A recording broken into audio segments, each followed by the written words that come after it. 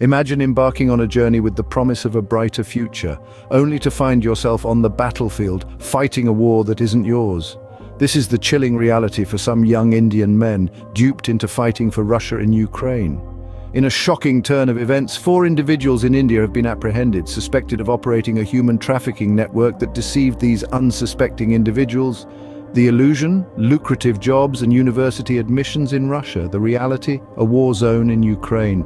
The Central Bureau of Investigation in India reports that approximately 35 men fell victim to this deception.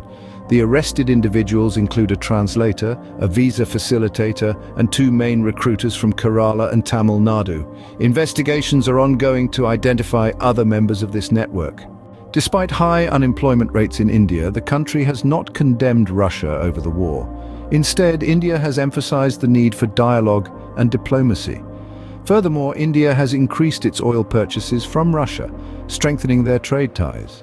Young men from not only India but also Nepal and Sri Lanka have found themselves enlisted in the Russian army as mercenaries, lured by the guise of attractive salaries and benefits.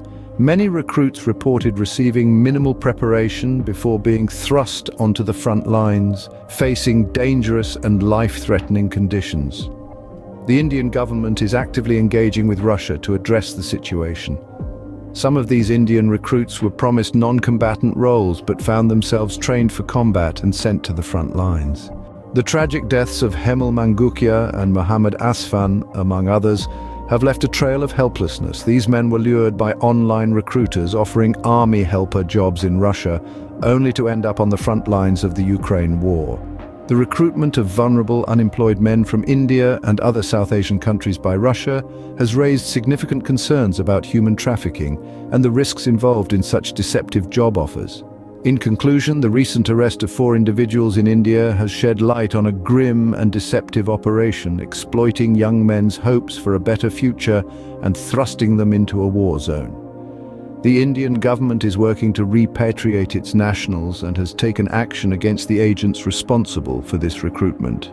As the investigation continues, the world watches, waiting for justice for these deceived individuals.